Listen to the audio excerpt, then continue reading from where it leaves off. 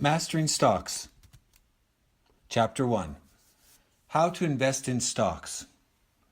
The stock market can be intimidating for beginners. Stocks are different from certificates of deposit, money market funds, and savings accounts. Their principal value can either fall or rise. Lack of emotional control or sufficient knowledge may see you lose a lot of money. Why start now? If you start earlier, you will gain more. Money grows with time. Here are steps to guide you as you begin the journey. Before you invest in anything, it is always important to assess your financial situation and ensure that you can handle the new activity. Consider the following. Employment. Your income and job should offer you some sense of security as you start investing. Debt. Do not start investing if you have a huge amount of debt.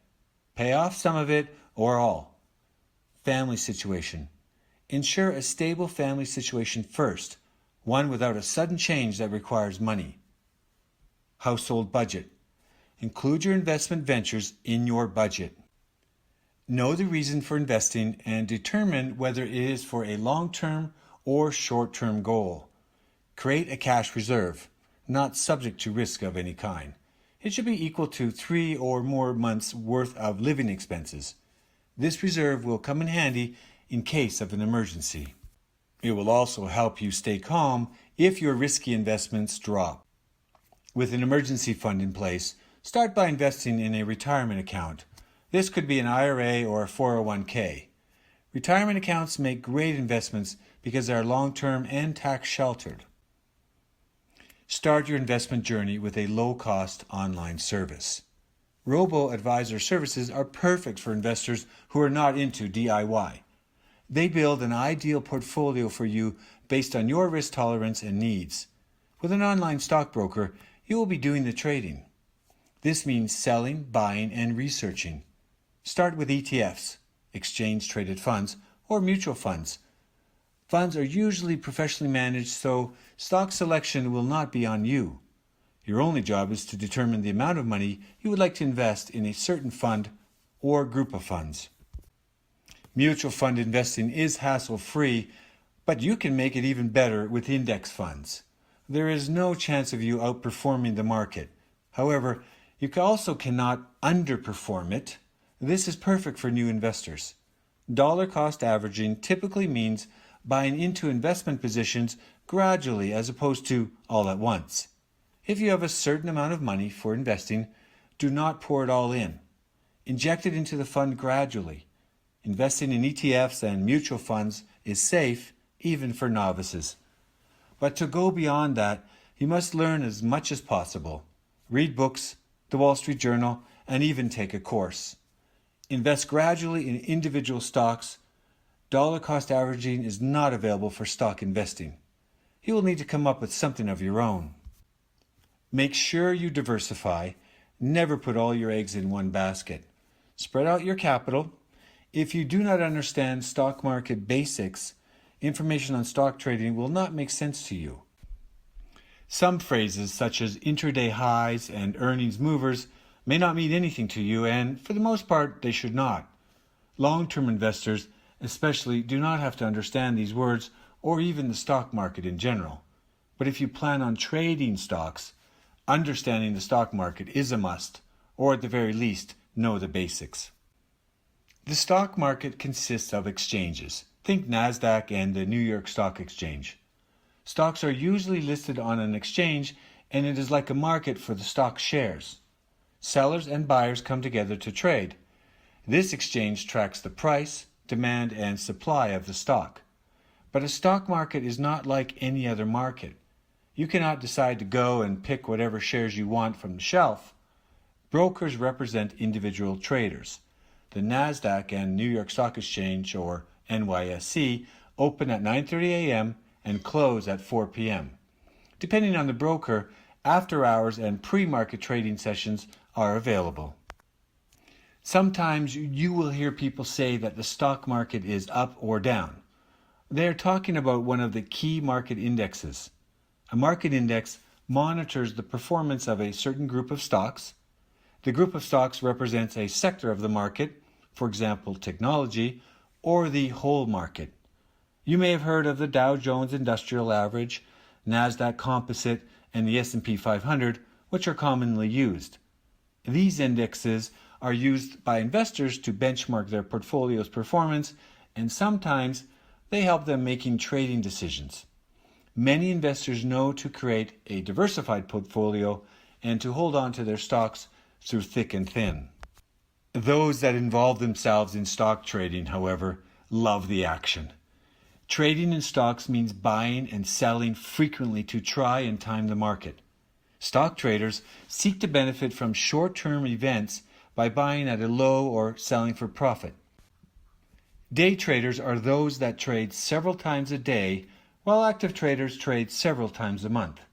These types of traders research extensively and follow the market obsessively. Bull versus bear markets. Neither of these animals are friendly, but the bear is the real symbol of fear in the stock market. Bear market. Stock prices falling 20% or more across multiple indexes. Bear markets come after bull markets and vice versa. They both indicate the beginning of a bigger economic pattern. In short, a bull market is good news, while a bear market is not. Historically, bull markets last way longer than the average bear market. Market crash versus correction. Stock market correction, when the market falls by 10% or more. Stock market crash, a sudden, sharp drop in prices. Do not let a crash worry you. Stock markets will always rise in value. Focus less on the short term and more on the long term. Bear markets are unavoidable, but with diversification, your portfolio is protected from market setbacks. If you begin investing as a teenager, you will have a great financial advantage when you are an adult, even with small returns. Do not let today's uncertainty and bad news about the stock market stop you. Downturns are normal in the market. What barriers should you expect as an investing teen? Before you get too excited and start calling stockbrokers, here is something you should know. Teens cannot open their own brokerage accounts. You will come across so many investing apps, such as Robinhood, that make the process easier for teenagers. However, even those require you to be 18 years old. There's nothing anyone can do about this because the restriction is required by law. But it does not mean that you are completely locked out. You can use a custodial account, have an adult in your life open and maintain it for you. With that type of account, you will be investing through your guardian until you are 21 or 18 in some states. How do custodial accounts work? A parent opens the custodial account and gifts money into it. The maximum amount they can give is $15,000 as of 2020. You can then use the money in the account to invest. The parent is the one who will be making the actual trade though. You cannot contact your account broker, and management control only belongs to your parents. Do not be discouraged. You can still be part of the process by choosing investments and asset classes.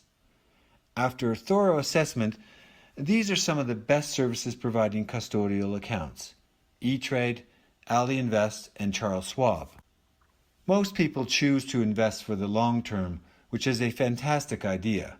You can decide to do that as well and set up a retirement account. Opening one as a teenager means that your money has time to grow. And with compound interest, your funds will keep on accumulating. All you need is an income to contribute to your account. A traditional IRA allows you to contribute a maximum of $5,500 a year as a teenager as of 2018. These work pretty much like traditional IRAs. The maximum contribution per year is $5,500. The main difference between the two is that Roth contributions are not tax deductible. You can also withdraw money at any time after 5 years and you will not be penalized. Unfortunately, your account is not tax exempt. Your first $1,050 income will be tax-free.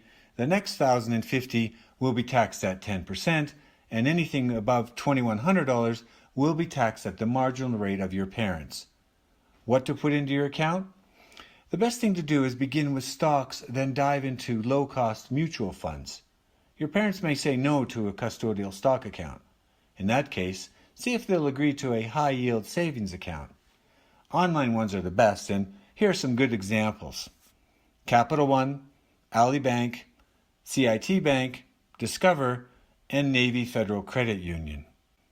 Hopefully you already have a checking account. Connect it with a micro savings app. You will be saving and investing anytime you make a purchase.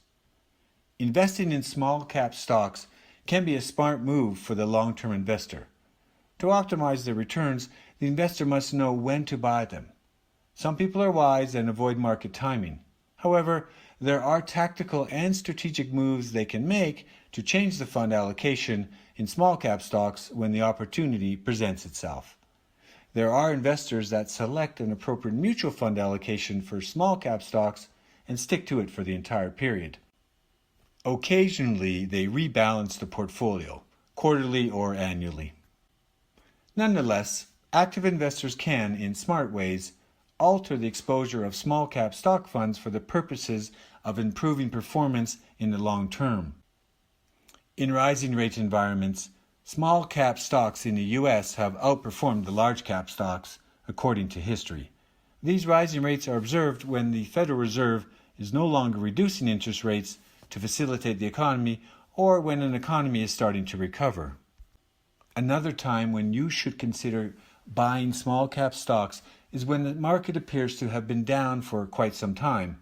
That is, when the market is at a low point and not much optimism left for quite some time. It will not be easy to guess this one correctly, but when there is an extreme pessimism, you can easily feel it and see it on the international and local media. In a growing economy, smaller companies have the potential to rebound faster than the larger ones. Their general fate is not directly tied to economic factors, such as interest rates, to facilitate their growth. Small companies are like small boats in the water. They can navigate better and move faster than the huge ocean liners. With smaller companies, decisions on new services and products are also implemented faster because their potential obstructions, layers of management and committees, are fewer. Large companies do not have this advantage. When the economy is emerging from recession and experiencing growth, small cap stocks can respond quicker to this new positive environment and even grow at a faster rate than the large cap stocks. Small companies usually raise their capital by selling shares. Large companies, on the other hand, do so by issuing bonds. Because small companies are not really that dependent on bonds when funding projects and expanding operations, high interest rates do not negatively affect their ability to grow. In the years following the 2003 and 2009 recessions, results were mixed. In 2003, small cap stocks led mid cap stocks and large cap stocks. In 2009, the results were different as mid cap stocks led and small cap stocks barely won over large cap stocks. Your takeaway here should be that averages or rules of thumb do not apply all the time. Even after reading about the benefits of small cap stocks, consider where the information has been sourced from, research further on this subject. Investment apps help you manage your investments in the financial market. Most of them offer amazing services at affordable fees, which saves investors a lot of money in the long run. Now, you do not have to call your stockbroker to trade. You can do it with a few taps on the screen. All things considered, here are the best investment apps in 2020. TD Ameritrade. Many investors in the U.S. are familiar with TD Ameritrade, a large brokerage firm. Its app is the best compared to all others because it has a wide range of options and is great for beginners and pros alike. The default app is ideal for intermediate and beginner traders. The professional level one is more suited for experts. The benefits you will enjoy include commission-free ETF and stock trades and zero-based fee option trades. Key features: name of the apps, TD Ameritrade Mobile and Think or Swim. No minimum deposit, investment types, bonds, mutual funds, ETFs, options, stocks, and much more. Account types. Different account types include education, retirement, and standard. The pros: for experts and beginners, advanced trading platform has no extra fees. The cons: Schwab is acquiring TD Ameritrade. Fidelity, runner-up. This one offers extensive resources for investors with long-term goals. The mobile app can be used with Google Assistant and Apple Watch. Key features of Fidelity. The app is named Fidelity Investments. No minimum deposit. Investment types: fractional share investing, mutual funds, ETFs, stocks, and more. Account types: education accounts, retirement, brokerage, etc. The pros of Fidelity: fractional share investing, lots of mobile app features, most account types are supported. The cons of Fidelity: phone trays are charged a $12.95 fee. Ally, suitable for beginners. The platform is easy to use and they do not have a minimum required balance. Key features of Ally: the name of the app is Ally, A-L-L-Y. No minimum deposit. Investment types: mutual funds, bonds, options, ETFs, stocks, etc. Account types: self-directed and managed portfolios. No physical location. The pros: investing and banking in one app, Forex trading app. Cons: limited features on mobile app. Webull, best free app. This one is relatively new, but its mobile app is nothing short of impressive. Key features: the name of the app, Webull, W-E-B-U-L-L. Stocks, options, and ETFs, no minimum deposit. Investment types: cryptocurrencies, options, ETFs, and stocks. Account types: IRA and brokerage accounts. The pros: community area, paper trading, advanced charting features. Cons: additional subscription fee for real-time data streams, limited investment types. Acorns, ideal for automated investment. Acorns is fun to use, but its fees are a bit high. Key features: the name of the app is Acorns. Invest spare change, no minimum deposit. Investment types: bond, ETF, and stock fractional share investing. Account types: checking accounts, retirement, robo-advisor brokerage. The pros: simple, automated micro-investing, gamified app experience. The cons: monthly fee for all accounts. SoFi, S-O-F-I, ideal for learning. If you want to start small and access to investment education, try SoFi. Key features: name of app, SoFi invest money and buy crypto, $1 minimum deposit. Investment types: cryptocurrencies, ETFs, and stocks. Account types: cryptocurrency, retirement, and self-directed and managed portfolios. Pros: fractional share investing, member events.